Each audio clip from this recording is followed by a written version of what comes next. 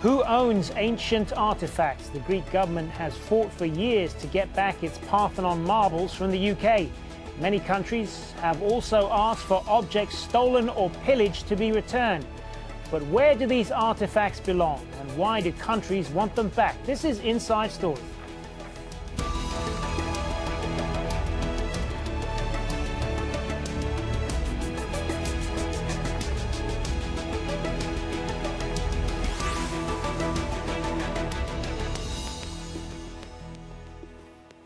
Hello and welcome to the programme. I'm Hazem Seeker. It's been 200 years since the Greek Parthenon marbles were taken from Athens by a Scottish lord and sold to the British government. The sculptures now sit in the British Museum, and they become a source of national injustice for many Greeks who say they were removed illegally and should be returned. But should nations have the right to reclaim cultural property that may have been wrongly taken in the past? We'll get to our guests in a moment, but first, Al Jazeera's John Saropoulos sets up our debate from Athens. The new Acropolis Museum was built to reunite the Parthenon sculptures, those Elgin removed and those he left behind. Today, many visitors agree with that goal. It's a beautiful gallery, but of course it would have been much more beautiful if the Elgin marbles would be there. And I had hoped, to be honest, that for this anniversary, they would have come back here home. I believe that about many of the things that, not just part of the Acropolis, but many of the ruins that the British have stolen from all over the world. But as we're standing here in Athens, I definitely believe that those things ought to be returned to this country. Greece became an independent country 15 years after the British Parliament bought the marbles. In the 1980s, it launched a campaign to bring them home, a national goal with which almost all Greeks passionately agree. They argue that the marbles were violently and illegally removed. To remove the friezes, Elgin's men had to demolish parts of the Parthenon. The sculpted slabs are half a meter deep. To lighten the load in shipping, Elgin had the backs sawn off. This one broke in half. The brighter plaster cast represents the half now in the British Museum. The House of Commons formed a committee to investigate how Elgin obtained the marbles, and it is on the basis of that committee's report that it decided to purchase them from him. But the committee had no independent documentary evidence. It only had Elgin's word to go on. Elgin claimed he had obtained a firman, or decree, from the Ottoman Empire, which then included Greece. Recent research has unearthed why Elgin didn't make copies of the permissions he had. Now, this is not a firman. It was a letter, a friendly letter, which was given under the table, really, to Lord Elgin. Now, what I have found as a researcher is that this document did not pass through the protocol of the embassy, as others did at the time. So this gives us the evidence that it was not officially done. As British ambassador to Constantinople, Elgin apparently used his influence to study the Parthenon, then stretched that permission. Greece says that ownership is no longer the point. It just wants the sculptures reunited. John Saropoulos, Al Jazeera, Athens.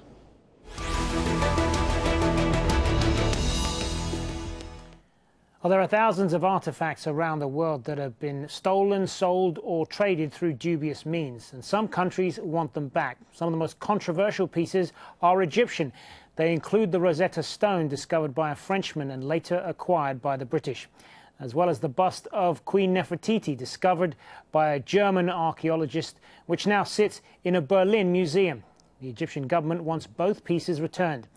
Other disputed artefacts include the Indian Koh-i-Noor diamond, one of the largest in the world. It was taken by Britain's East India Company and presented to Queen Victoria. Well, let's bring in our guests then. At the University of Oxford, we have Peter Stewart, Associate Professor of Classical Art and Archaeology. In The Hague, we have Nadia Banteker, Lecturer in International Law at The Hague University. Good to have you with us. Patrick Stewart, let me start then by asking why, when we look at artefacts like the Parthenon marbles or even any artefacts, why do they matter so much? Why are countries fighting over their ownership? Well, they've come to matter in the modern world, in the 19th and 20th centuries, as symbols of national pride, as symbols of cultural heritage. And in a way, the whole concept of cultural heritage in that sense is something of a modern invention. But in the case of the Parthenon sculptures, which you started with, obviously, the controversy about these sculptures and the relevance to the modern Greek state goes right back to the dawn of modern Greece itself in the 1830s. And in particular, the Parthenon marbles, what is their appeal both to historians and to lovers of this kind of work? Well, their art historical appeal is a little bit different from the controversy we're discussing in a sense. I mean, these sculptures, which decorated the outside of the Parthenon, the most important temple in classical Athens, are extraordinary works of art from a technical point of view, first of all. They're extraordinarily ambitious. They are, the level of craftsmanship is way beyond what we encounter in most other ancient temples. So people admire them for that reason. They also give us a very interesting insight into the mindset of the Athenians, the mindset of the Athenian city-state at the time this temple was constructed in the 440s and 430s BC.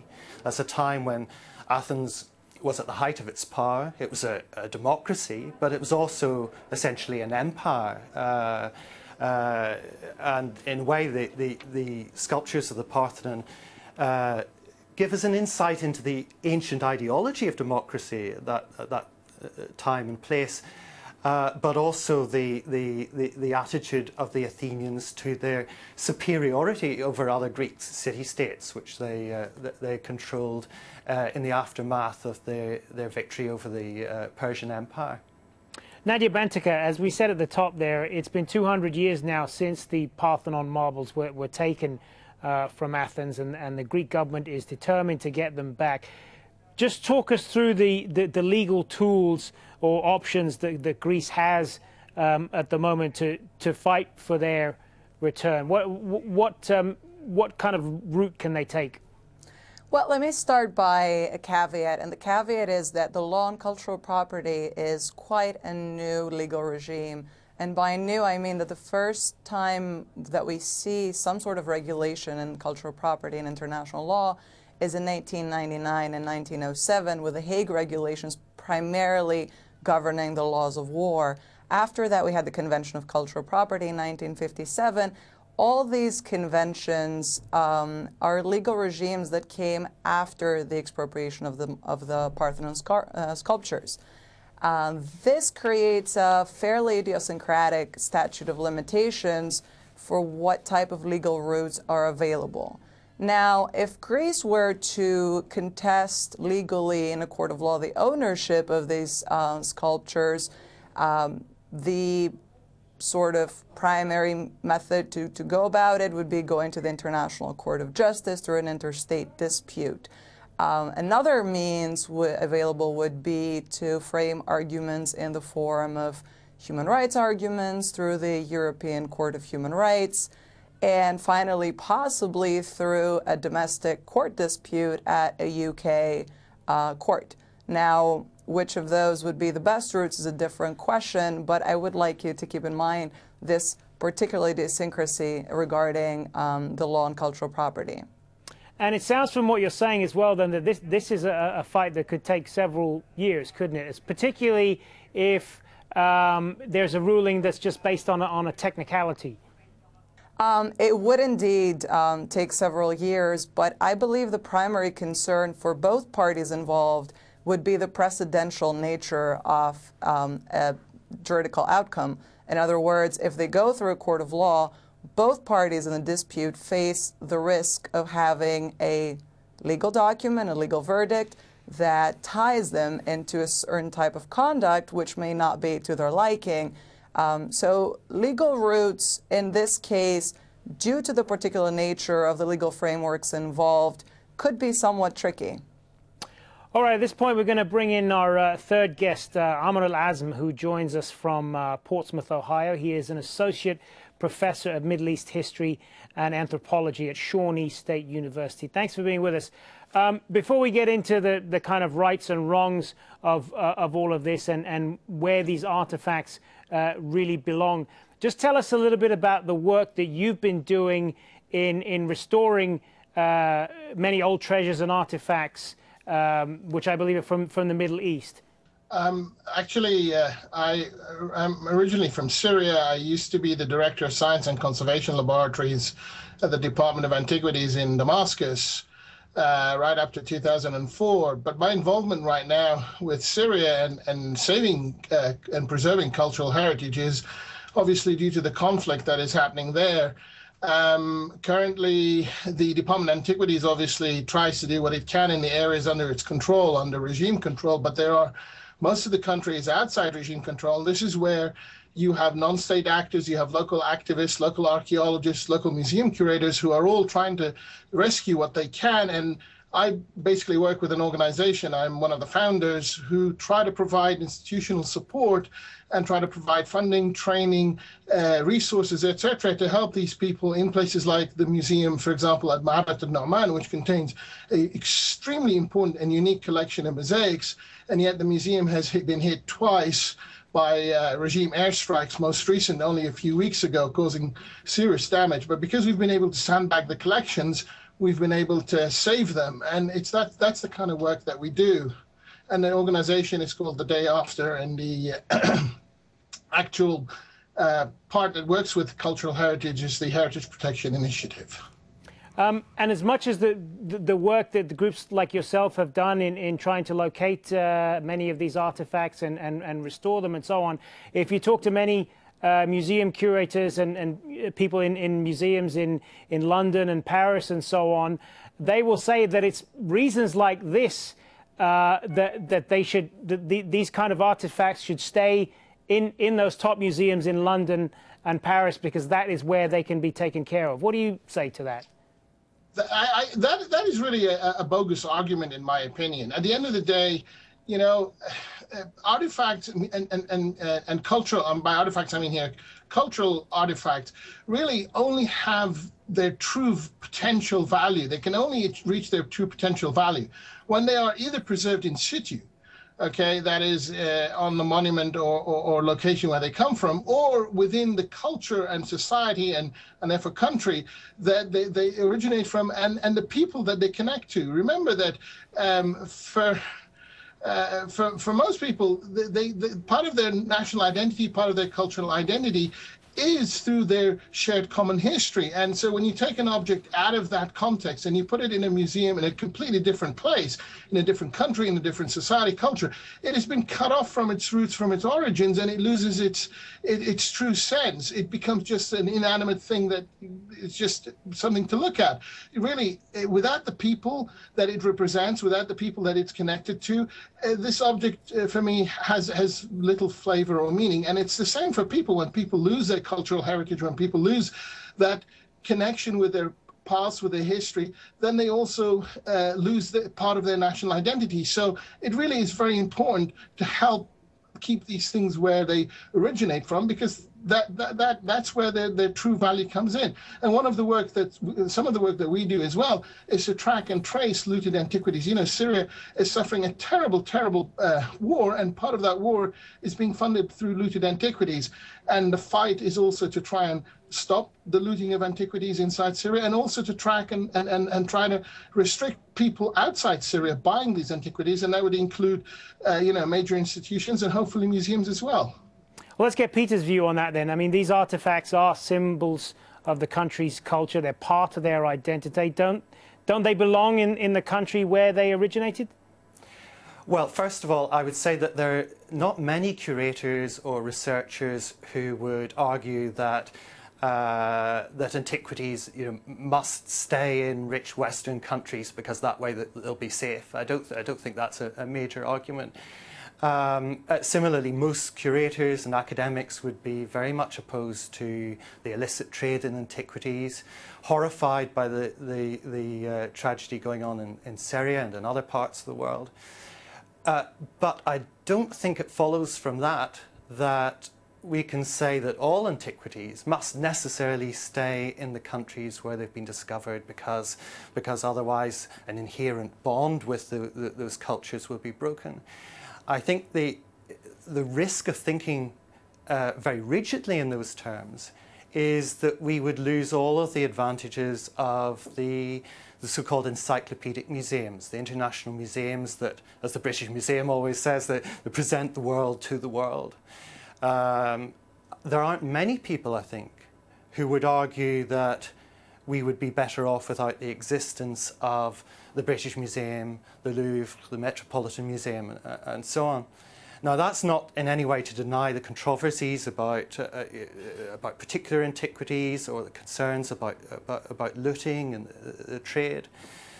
But particularly in today's globalized world, it's immensely important that artifacts from different cultures are presented to the greatest possible audience. And that might be partly through encyclopedic museums, but also through the internet and in other ways. We're a much more international audience for the remnants of the ancient world than was true in the past.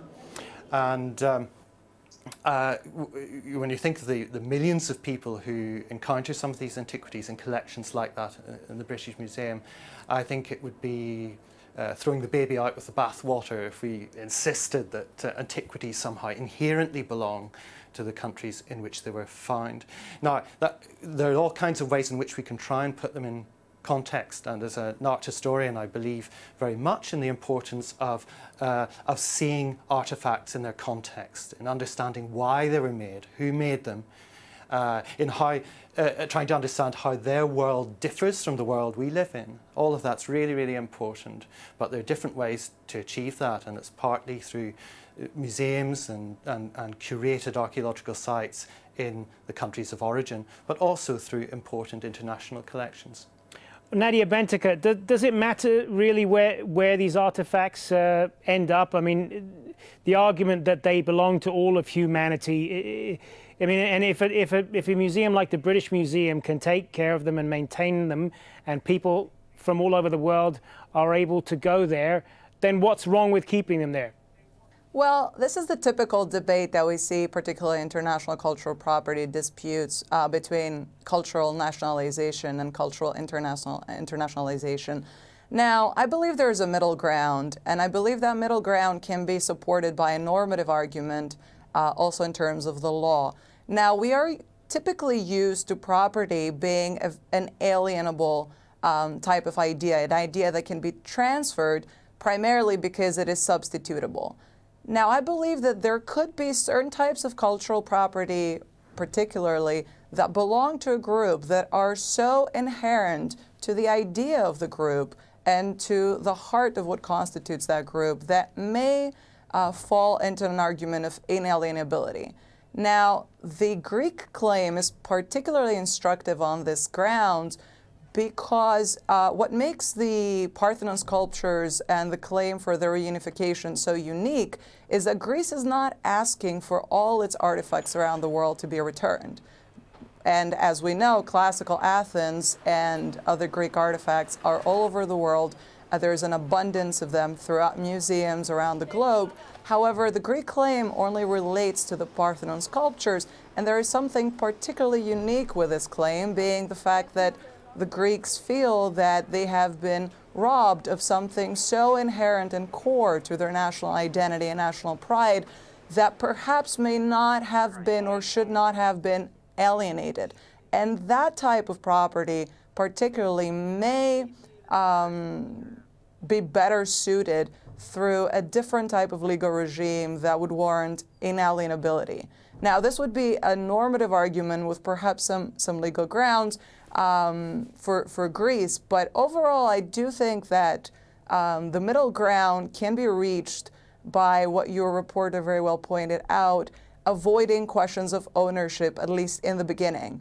Now, questions of ownership are important, but when you have a dispute, and a legal dispute potentially, that with two parties that are so alienated at this point in a negotiation, you may want to approach it through incremental grounds. There are means to establish a common ground between the British Museum and the Greek government, and by extension the Acropolis Museum, that could satisfy both parties without having to run into questions of ownership. There could be touring collections, exchange of artifacts. Greece has a lot of cultural property items in their storage rooms that could go back to the British Museum and cater a room of equal prestige with the current one that the Parthenon sculptures are being hosted in. So there are possibilities of both parties gaining something from the return of the Parthenon sculptures instead of looking at this as a loss, as a necessary loss for one of the parties. Ahmed Al-Azm, what do you say to this argument then that these treasures are part of the world's shared heritage and that they should transcend political boundaries, and in that sense it shouldn't matter where they're kept? No, I agree with the first part of what you're saying, obviously, and I agree with what your previous guest just said, that really much of our cultural heritage, especially in places like Syria, is really part of our world heritage. Syria has 6 World Heritage Sites, and they're designated World Heritage Sites because they do contribute to our world heritage. But that does not necessarily mean that it does not matter wherever they are, they can be integrated or curated, and that's fine. I still think it is very important if in the instance of where you would ideally want to have them, and that is where there's a connection with the local community, where the culture originates from. But I think we should differentiate between ownership and curatorship. The ownership of this cultural heritage, particularly with items that are really of strong symbolic meaning to the people whose culture it represents or where it comes from. I think the issue of ownership should always finally return to these people. Now, where this item is curated, there are many, many ways in our modern contemporary, technology and ways for museums to interact. There are many, many different ways that we can do this, where we can address both the needs of ownership and the sensitivities of ownership, and also the need to bring these items to the widest possible audience. And we can't deny the fact that if a particular piece that is very representative of my culture gets the opportunity to be showcased, to be displayed in a museum like the Met Museum here in New York, like the British Museum in London, like the Louvre in Paris, it is getting the widest possible exposure, and that is a good thing. That is not a bad thing. So, but you have to approach this issue with that kind of sensitivity. And, I don't know if this is something that is necessarily appropriate for the Elgin marbles per se, the pieces from Pop, but there are many pieces where you can say, okay, you own this piece, but would it be possible for us to have this on a long-term loan, for example? This is one very simple way of addressing this issue, where the country can still claim ownership, and it has offered it up on a long-term loan, or because it feels that then it is being represented as a country, as a culture, to the wider world. All right, I want to get Peter's take on some of that, just in the couple of minutes we got left as well.